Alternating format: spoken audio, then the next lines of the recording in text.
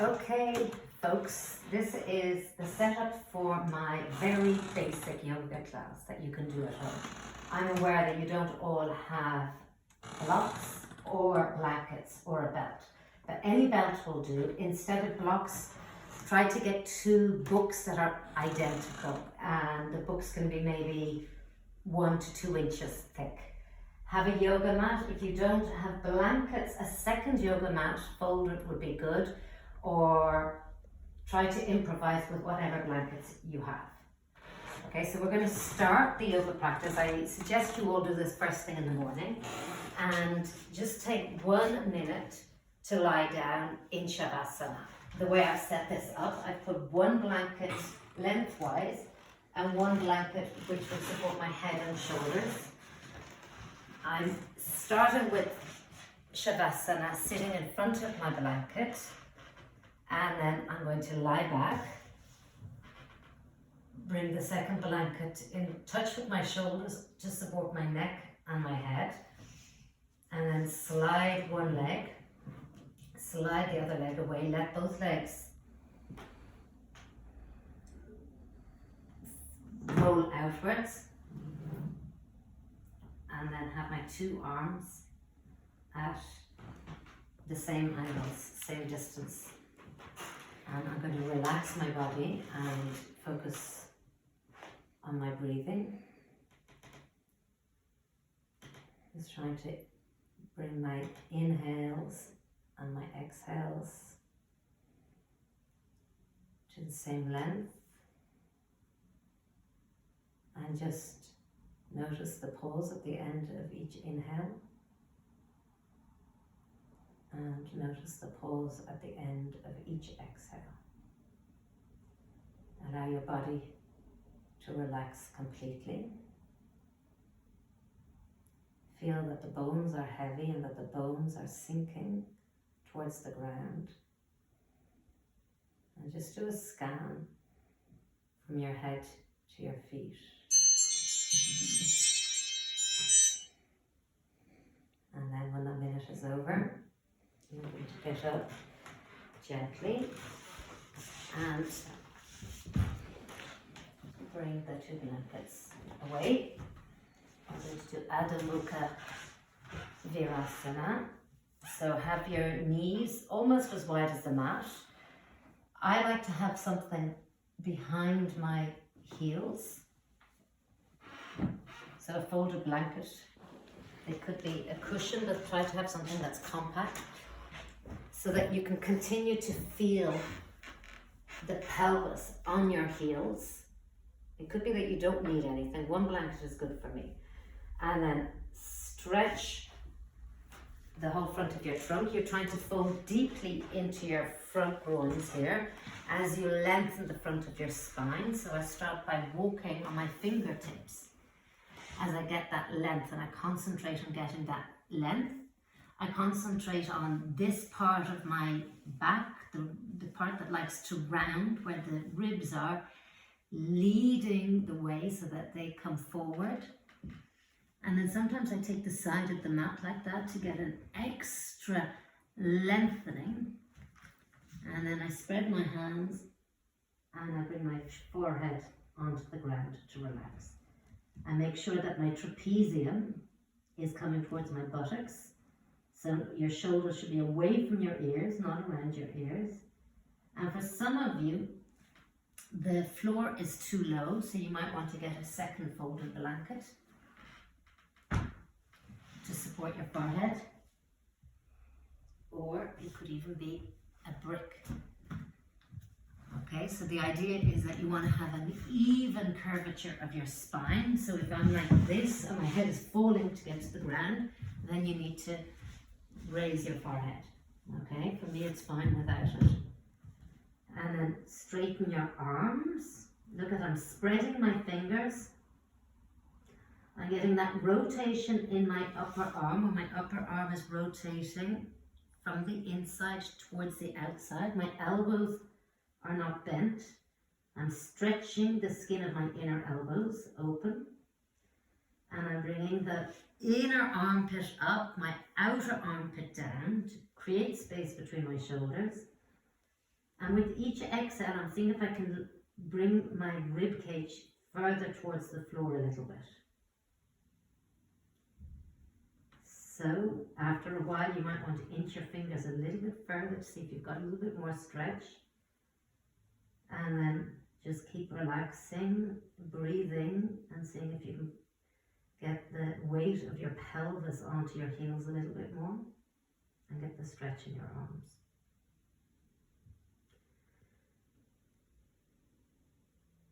And then gently walk back, come up, open your blanket, and have your belt ready. So it could be any belt. And we're going to do Supta Padangusthasana. So lying down, first of all. Okay, so first of all, when you lie down, become aware of your hip area, how it feels like, and then take one belt, bend your right knee, and place the belt around the heel of your right foot. Bring your leg to 90 degrees. So what I'm doing with my hands is I'm strongly pulling down to bring the head of the femur bone as deep into its socket. And at the same time as I'm pulling the head of the femur bone into the socket, I'm pushing the femur bone away from me. So I'm trying to create space into this joint. Okay, so I've got the top of my right knee, the middle of the thigh, and the top of the thigh strongly pushing away from me. My left leg is pressing into the ground, the femur bone is coming down. I'm trying to eliminate the space between that thigh and the floor. I'm trying to keep both sides of my pelvis stable and even. If I was underneath my pelvis, I'd like to see that both sides of my sacrum are even, that the right sacrum is not hiking up. So to do that, I'm getting the outer right hip, I'm moving it away from the waist. Okay, so the outer right hip is moving towards my left foot. And you're going to stay in this for about a minute. All the time bringing the head of the femur bone down, pushing the front thigh away. Trying to keep the outer heel in line with your outer hip. The outer hip away from the waist. And then you're going to bend the right leg. You're going to make a loop with the belt. If you can't make a loop with your belt, it doesn't matter, you just hold both sides in one hand. And then place the belt around your right foot. Take a hold of the loop. Bring the left hand out. We're going to bring our right leg down to the right. Don't allow your pelvis to move to the right. So I'm going to use this leg strongly to anchor my pelvis on the left side, and I'm going to bring my right belly towards the left as I come down. So you can either keep your hands straight, or for most of you, you can bend elbow, rest your elbow on the floor, and see that your pelvis is not coming to the right. So to do that, come down slowly. Okay, and when you're down, then just stretching from your inner groin to the inner knee to the inner arch. Okay, I'm trying to keep both sides of my right ankle the same length. So I'm not twerking my leg like that. I'm keeping the inner ankle and the outer ankle even. And I'm using this leg strongly. You can even put this hand pushed down with the left thigh pressing down, the left hip, and the whole left side of the pelvis pressing down. Okay, then we're going to come back, bring the leg up to 90 degrees, change hands, and we're going to bring the right leg to the left. Okay, so this left leg is going to turn on its side completely. See, the right hip can leave the floor, but all the time you're pushing that right front thigh and that right hip away from you. And now you can bring the elbow down onto the other side. Okay, at the same time, my left abdominals are moving towards the right. And I'm strongly lengthening my left leg, strongly lengthening my right leg as I push the front of the right thigh away. And breathing calmly. And then after a while you can bring up that left leg, right leg, and then the right knee. And then the last thing I do is I place the right ankle onto the top of the left thigh. With my hand, I move that right knee away from me, and I start bringing the foot forwards by bringing my left thigh forward. I'm trying to create a parallel line between the bottom of the leg and my two shoulders. Okay, so try to keep the inner ankle and the outer ankle equal length. And so with my right hand, I'm pushing that right knee away from me. Again, I'm trying to create space in this right front hip. And so I'm trying to bring my right knee away from me as I bring my right foot towards me. I can feel it inside the right hip. Okay, and then you're going to just lie down, and now I feel there's a lot more space in my right hip. It feels very different to my left hip. So just notice that. Take a moment to notice that difference, the space that you've created in the right hip. And we're going to do the same on the left side. So take a belt, bend your left knee, place the belt. So you've now got one side of the belt in your right hand, the other side in the left hand. Lengthen the left outer hip away from your left waist. Strongly press this right leg to eliminate no space between the back of the thigh and your foot. And now with each of my hands, I'm pulling the femur bone into its socket as I push the front of my left thigh away from me. Again, I'm trying to create space in this left front groin. So the femur bone comes down, and then the front of the femur bone presses away. The top of the knee, the middle of the thigh, the top of the thigh are strongly pressing away. And I'm just being careful. I'm looking, I'm using my eyes to see that the inner knee joint and the outer knee joint are both equally pushing away, that I'm not torquing my knee in any way. So sometimes you need to really concentrate on the outer knee joint, press the outer knee joint and the outer hip away. Again, I'm making sure that my inner ankle and outer ankle are both lengthened the same way. I'm pushing my shin away from me. And I've got pressure on the belt to pull that leg down.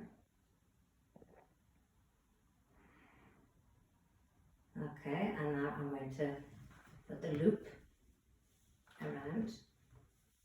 Take a hold of the loop. I'm going to bring the left leg to the left.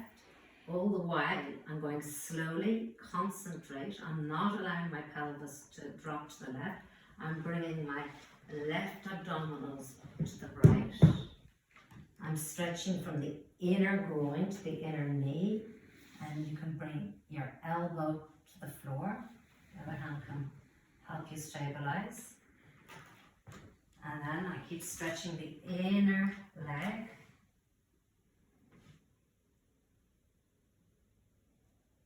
And making sure that this leg is doing its work. It's keeping this side of my pelvis down.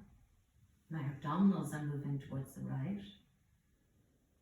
And I'm making sure that my inner right ankle and my my inner left ankle and my outer left ankle are equally lengthened. I'm not shortening on one side. And then come back. Place the right hand onto the loop. Turn your right leg so that it's completely on its side. And then slowly come down with your left leg. You can bring your elbow onto the floor if it'll go. You can push the front thigh away from you. Make sure that leg that's on the floor is lengthening. and then you can use your left hand onto the floor as well to help bring your abdominals and your two sides of your ribs onto the floor. Ideally, you don't want your left ribs to leave the floor. Okay. And then you come back. Place the left ankle onto the top of the right knee, and then bring the left foot towards you as you bring the left knee away from you, trying to get a parallel line between your two shoulders and your left foot. Okay. Trying to create space in this left hip joint.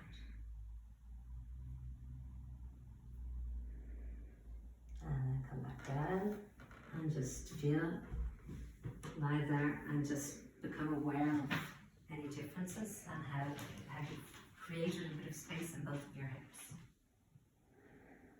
Now we're going to roll onto the right side and come up and start some standing posture. So first of all, we're going to do Tadasana. So feet together, strong legs. Always think from the bottom of the posture, spreading your feet.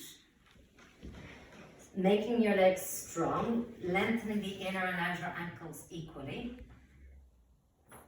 From your feet, lift your kneecaps. Lift your kneecaps and make your quadriceps strong and tight all the way up to your hip joint. Lengthen both sides of your trunk, keeping the front of your thighs strong. Bring your tailbone down. Lift your pubic bone, lift your navel. Make sure your ribs are not popping out in the front. Roll your shoulders back. Keep your gaze at eye level. And stretch your arms from your shoulders to your elbows. Open the inner elbows. Stretch to your wrists and stretch all 5 fingers. And just bring your awareness to your balance. Are you equally balanced in your left and right? Are you equally pressing and spreading your left foot and your right foot? Okay, and then interlace your fingers and stretch your arms away from you. Look and see if your inner elbows are equally open. From here, bring your little finger and thumb towards you. And just stretch those arms. Don't allow your arms to be in any way bent. If this is too much, if you can't turn your hands like that, you can always use your belt and have your belt at about shoulder width and press your wrists outwards as if you're trying to really open the belt. Okay, so you can do it like that, otherwise without the belt. Keeping your arms straight. Now bringing your arms over your head as you keep your arms straight without popping out your front ribs as you keep Tadasana. So I like to go in front of the mirror. So I can see in the mirror, for instance, if you look, I'm going to exaggerate, my right arm is bent. Sometimes we think our arms are straight, but they're not. I'm opening my inner elbows, bringing my trapezium down, and bringing my outer upper arms forward as I bring my inner upper arms back. All the time I'm trying to keep Tadasana, my tailbone down, my front thighs strong, my quadriceps engaged. Still bringing my little finger, it's not happening, but I'm trying to bring my little finger and thumb towards the ground as I bring the index and third finger towards the ceiling. I'm creating space between my shoulders by bringing my outer upper arms, including my outer armpits, forward and my inner upper arms back. So biceps back, triceps forward. And then you can come down and change the interlace of your fingers. Re-stretch your arms out. So make sure here already that the elbows are together and not bent. Stretch the palms of your hands. Keep the Tadasana in your body. Keep your legs strong. Keep your front rib cage down. Don't let it pop out. Keep your gaze at eye level. And keep the elbows towards each other. And get that rotation in the upper arm. The outer upper arms forward. The inner upper arms back. And then bring your arms back down. We're going to do a variation of Adho Mukha Svanasana. Okay, so you can either use a ledge, a kitchen counter. I'm going to use the mantelpiece. So I'm going to give you two versions. Okay, so some of you that are stiffer, you're trying to get more or less a 90-degree angle. So that's a little bit too high for me. But maybe for somebody taller that would be good, where you're trying to get that 90-degree angle between your trunk and your thighs. Okay, so we've done this before in class where we've had somebody else standing behind with the belt pushing your front thighs back. Again, trying to open the space. So imagining that's happening, you're trying to get the length in the front of your spine. I'm trying to get my back ribs down. I'm trying to get the vertebrae in my back absorbed into my body and not sticking out. And I'm doing the same rotation in my arms, okay? The inner upper arm is lifting, the outer upper arm is coming forward.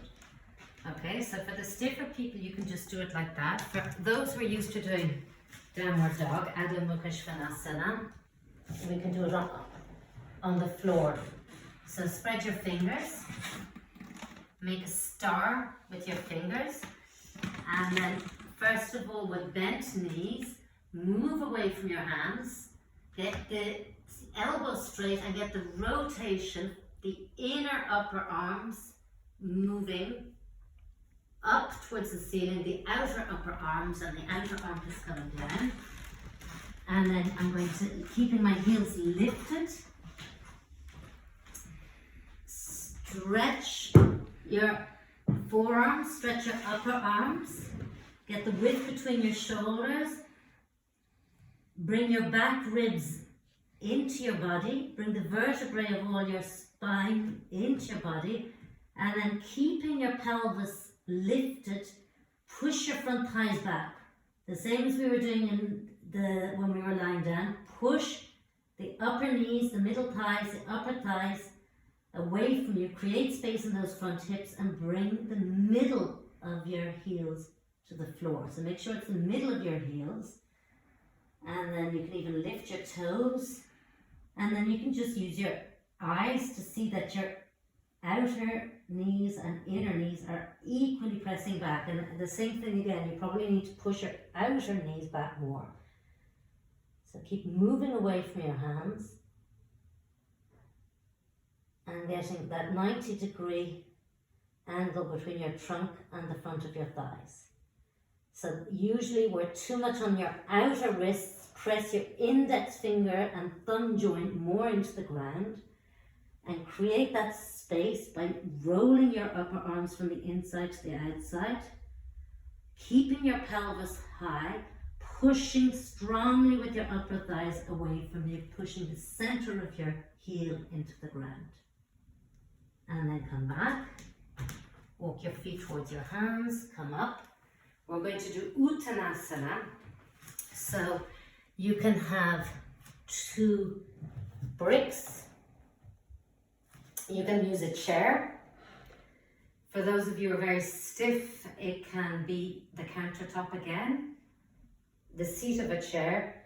Bricks, we can use the floor for those that are flexible. So you're going to stand with your feet hip distance apart. So you want your outer feet to be lined up with each other.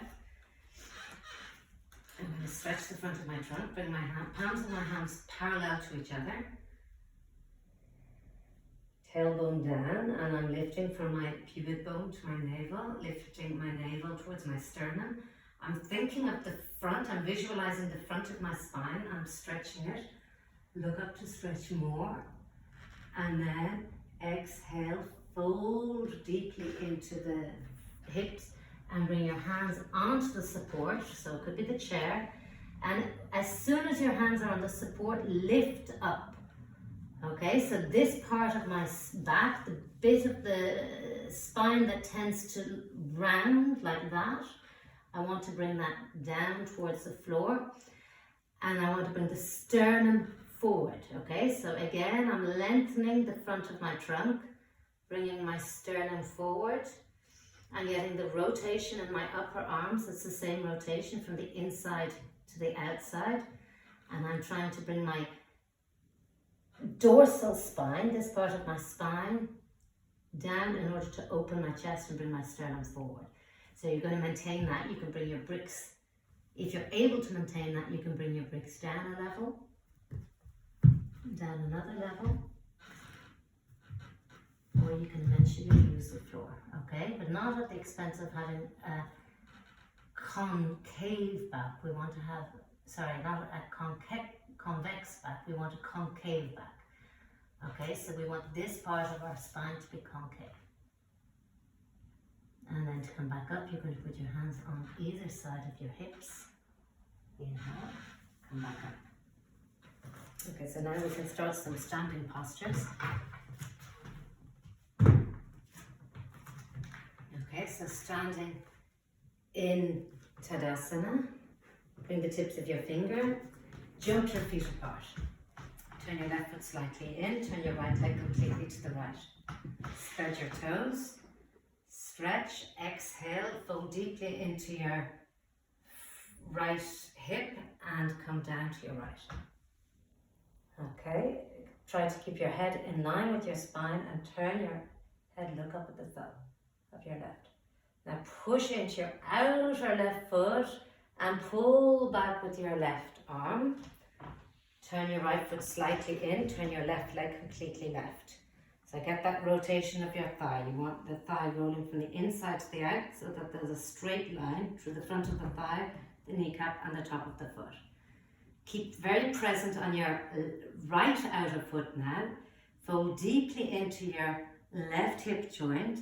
Lengthen the left waist, the left armpit towards the left and bring your hand. As soon as your hand has caught your ankle, lift up, rotate your left arm. Bring your left side of your trunk forward, the right side of your trunk up and back and turn your head, look up. And then press into the outer right foot as you pull back with your right arm. Bring your 2 feet together and jump your feet together, come to Tadasana. Virabhadrasana 2. Turn your left foot slightly in, turn your right leg completely to the right. Okay, we're trying to get a 90-degree angle, so try to judge the right space between your leg. If your space isn't long enough, you move your back leg, which will be your left leg now. So go slowly. Before you start to bend your leg, get that rotation from the thigh from the inside to the outside. Keep present on the outer left foot and then exhale as if your knee is in a track, tracking the knee back and the right buttock forward. Come until you are in a 90-degree angle, so the right thigh bone should be parallel to the floor. Have your 2 arms at the same level and turn your head, look over the right fingers. Have your chest open. Keep the back leg really strong, so the outer left foot is still pressing into the floor. To come back, you pull in with your left arm, resist with your right arm. Turn your 2 feet forward. Then turn your right foot slightly in, your left leg completely to the left. Line up your left heel with the right arch. Roll your shoulders back. Stay strongly present with the outer right foot. Start to bend your left leg, tracking the left knee over the left heel. So the left knee is over the heel, the left knee is coming back and the left buttock is coming forward. Your trunk is perpendicular to the floor. Turn your head, look over the left hand. Keep the back leg, which is your right leg, strong. The outer right foot should be pressing into the floor. And that leg is very, very strong. That's your foundation. To come back, you're going to pull back with your right hand and resist with your left hand. Turn your 2 feet and jump your feet together. Come back to Tadasana. Okay, we're going to do Utthita Parsvakonasana. So it starts like Virabhadrasana 2, which we've just done. Press the outer left foot into the ground. Keep your chest open. Exhale, bend the right leg into Virabhadrasana 2. Again, we need to have this back leg really strong. So keep pressing the outer left foot into the ground. Keep that leg really strong. Place your left hand onto your waist. And only when you've got this 90-degree angle between your right foot and your right thigh, press into the left foot and lengthen the whole right side of your trunk. Bring your armpit towards the right, bring your waist towards the right, and then bring your 5 fingers onto the floor and immediately create a connection between your knee and your arm, pressing your knee into your arm. The knee comes back, the right buttock comes forward, and now strongly press the left outer foot into the floor. Bring your left thigh, your left ribs, your left shoulder back. Roll your left shoulder back. Lift the left arm. Keep the arm in its socket. Roll it inwards and bring your arm down. And then if you've got the mobility, turn your head to look up. Press your outer left foot into the ground and pull back with your left arm. And then we do the same on the other side. Okay, so you've turned your right foot slightly in and your left leg completely to the left. Come into Virabhadrasana 2 onto the left side, strong on your right side. Bring your right hand onto your waist. Keep strongly pressing into the outer right foot as you lengthen the left side of your trunk over your left leg. Keeping your left buttock forward, your left knee back. Press your 5 fingers into the ground. Create a connection between your knee and your arm. And now the left side of your trunk comes forward. Right side of your trunk as well as your right thigh and your right shoulder come back. Lift your right arm, turn it and bring it down. And then see if you can turn your head to look up. If you can't, that's fine. And create a strength to it. And now I'm stretching from my outer right foot to the tips of my fingers. And then to come back, I press strongly into my right foot and I use my right arm. Bring your feet together. Come back to Tadasana. Virabhadrasana 1. Jump your feet apart. So the 2 feet are coming forward. Bring your arms up at shoulder level. Turn your arms. Stretch your arms over your head. Strong, straight arms. Tailbone down. Lift your 2 front hip bones and turn to the right. So the left foot turns about 60 degrees and I press my outer left heel into the ground. I press my inner right foot into the ground and I try to have equal distance between my 2 hips and both sides of my trunk with the wall in front of me. Strong, straight arms. Okay, imagine that you're lifting a block with your 2 hands and then exhale, bend your right leg and come down into Virabhadrasana 1. Again, try to lengthen the front of your trunk and then look up without breaking the back of your neck. So keeping the back of your neck long, look up, open your chest, strong arms, and then inhale, push into your back leg to come up. Turn, you can bring your hands onto your waist if your arms are tired. Don't shorten the space between your legs now. Turn to the left.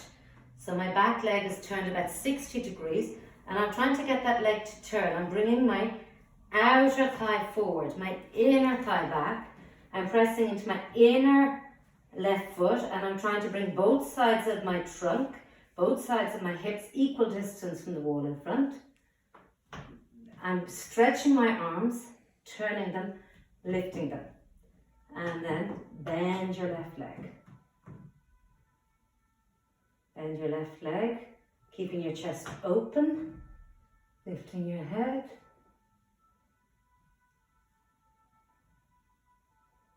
And then lift your arm, lift up, turn, jump your feet together, come back to Tadasana. For the last standing posture, you're going to bring your feet out, wide, 2 feet parallel, hands onto your hips. So you might want to find something that you can put underneath your head, because we're going to spend a little bit longer in this posture. So it could be a block. It could be any support that you have at home that you can improvise.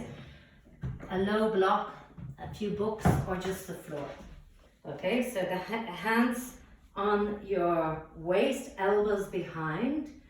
Stretch from your pubic bone to your navel, and then from your navel to your sternum. Lift your sternum, and again try to get that concave back that you keep. Strong legs, exhale, fold deeply here, keep your concave back. Always pass by this stage, so you might need to be up on 2 blocks, but always pass that stage where your fingers are directly beneath your shoulders and you are trying to lift up and recreate that concave back and that length in the front of your trunk. And then you're going to walk your hands, bring your fingers level with your toes, bend your elbows back and bring the top of your head onto the floor or onto your brick or onto your chair, whatever support you've got. You want your shoulders away from your ears. And this is with your head supported. This is a practice for an inversion. It's relaxing. You need to keep your legs strong. You've got a little bit of weight in your hands, a smaller bit of weight on the top of your head, and in your 2 legs. So just, again, once you've put everything in place, bring your focus onto your breath again.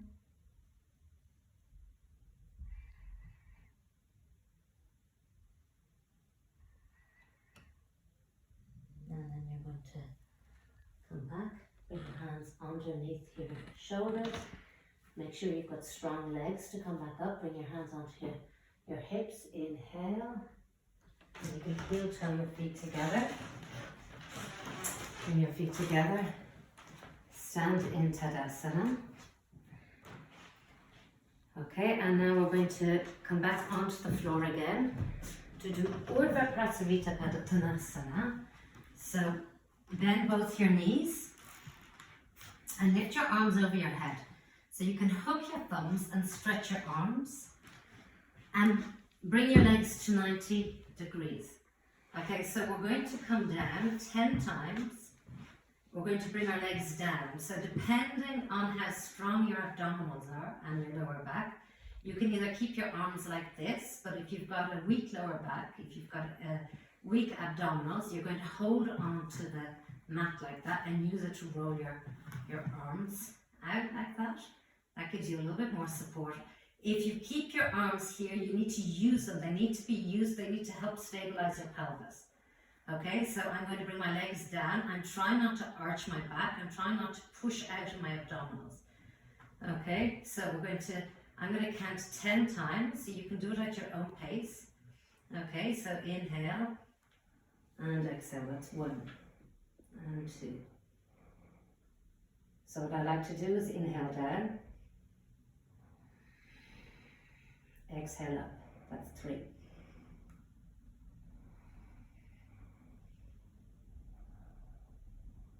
So if when you go down that far, it creates a big arc in your back, you're going to shorten it, make it a smaller length, or you can even bend your knees and do it like that, okay? So whatever way you do it, just make sure that your lower back doesn't arc. Okay, lost count, I'm going to do 2 more.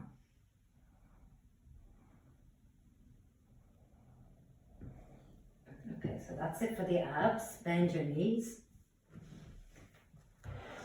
Roll over. So now we're going to do Vajrasana. So this is the one where we usually belt. So if you have your belt handy, belt your feet together. Belt your upper knees, or if you don't have a belt, just have a blanket behind your knees to create space, so you bring your head onto the ground. I'm trying to keep my heels together, and you're going to just bring the tops of your hands onto the tops of your thighs. So this is one where you tend to arch the back, so don't do that. Bring your upper buttocks towards the back of your knees, roll your shoulders back. And now we're going to do the arms of Parsvattasana again. Straighten your arms, lift your arms over your head. Okay, so this is very good for your shoulders. You can really do it several times during the day if you've got tight shoulders. And then you bring them down. You change the interlace of your fingers. Again, be careful not to arch your lower back. And make sure, I don't have a mirror in front of me, just make sure that you really are stretching your arms, that the elbows are not bent.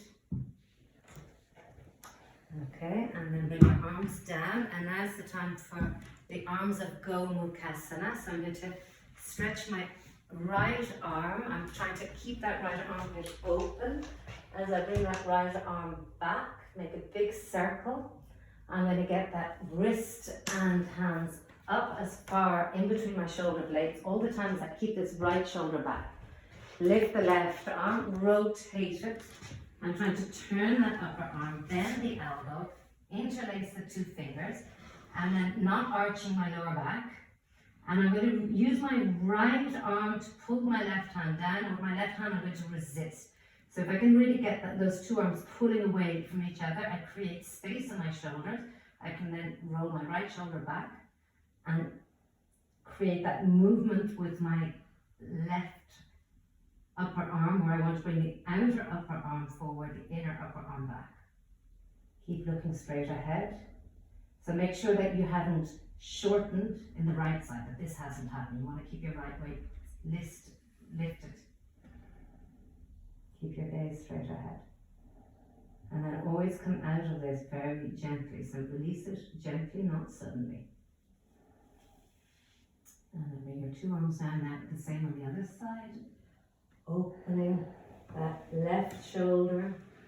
You can even use your other hand to help you lift that hand between your shoulder blades. You can shift the hand and wrist and then lift the right arm, get that outer upper arm turned. Make sure that the right elbow is in a vertical line from your right shoulder. No arch in your lower back, and then use the fingers against each other. Left hand is trying to pull the right hand down, right hand is trying to lift. And if you really get some strength there, it gives you some space in your two shoulders to roll your shoulders back.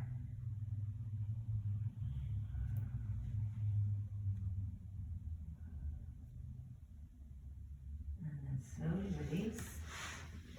Take your time. Lift your abdominals backwards and upwards. Come down, stretch your hands, and then bring your forehead onto the ground. The same thing for some people, you might have to have a brick underneath your head. And get that stretch in the front of your trunk. Try not to round in this dorsal part of your spine. With your breath, see if you can just exhale and let those back ribs come down. Keeping your shoulders away from your ears, your elbows lifted. And then come back. We're just going to do one simple sitting posture, Dandasana. So this is one where you need to maybe raise your buttocks up with several blankets. You can even sit on a brick. Or if you're very flexible, you don't need any blankets at all, but most of you are going to need something underneath your buttocks. Okay, so I'll demonstrate just using one blanket. Take your buttocks and bring them backwards and outwards, and bring your hands to either side. Roll your hands down. Press the upper knees, the middle thighs, and the upper thighs towards the ground. Make sure that you're in the center of your heels and that you're stretching those heels away. And using your fingers into the ground, lift up, lift the front of your trunk, roll your shoulders back. Now keeping, as if somebody's standing on your legs, keeping your legs pressing down, hook your thumbs, lift your arms, keeping your shoulders away from your ears. Get the lift of the arms, see if you can lift your lower back, lift your kidney area with the lift of your arms. All the time pushing the thighs, pushing the front thighs towards the ground. And then you're going to bring your arms down. As you bring your arms down, still get the lift in your spine. Lift your buttocks again, backwards and outwards. Press your fingers down. We'll do that one more time. Roll your shoulders back. Keep pressing your front thighs down. Hook your thumbs. Lift your arms. And bring your arms down. Okay, so now we're going to come into Shavasana. So one folded blanket for your head and shoulders. Move everything else away from your mat. To start Shavasana, bend your knees. Take your folded blanket. You might need more than one folded blanket or a very thinly folded blanket. It's going to be a little bit different. It needs to be very comfortable. And you just want to have your forehead and your chin more or less on the same line. Maybe your forehead is slightly higher, but not too much higher. Roll your shoulders back. And you're going to slide one heel away. Slide the other heel. Press your elbows in to get your shoulder blades in. The upper buttocks moving towards your heels. Arms out. And then relax completely. Visualize the weight of your head and let your head be heavy on your blankets. Let your brains slide back towards the back of your head. Soften the skin of your face. Soften the skin of your forehead.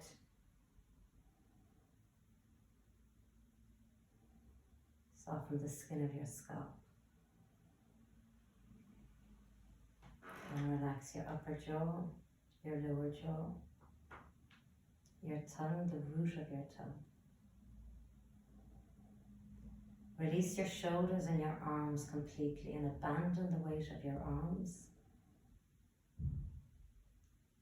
Release your upper, middle and lower back. Let your abdominals and the contents of your abdominals release back towards the ground.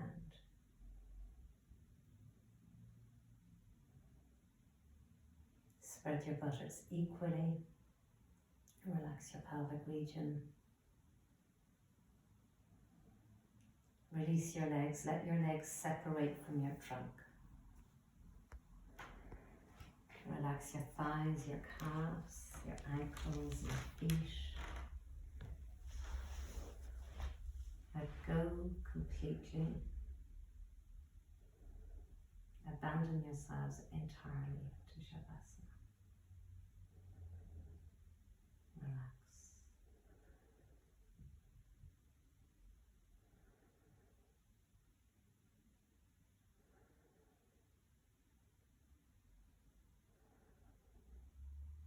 And then to come back, you're going to keep your relaxed state and bring one hand and the other hand onto your front.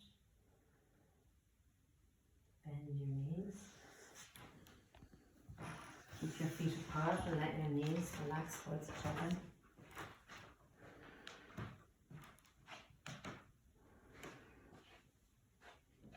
Roll to your right. Bring your head onto your right arm and slowly open your eyes. When you lift yourself up, press your left hand into the floor. Let your face come up last. And then thank yourself. And try and keep your nice relaxed state. Namaste, everybody.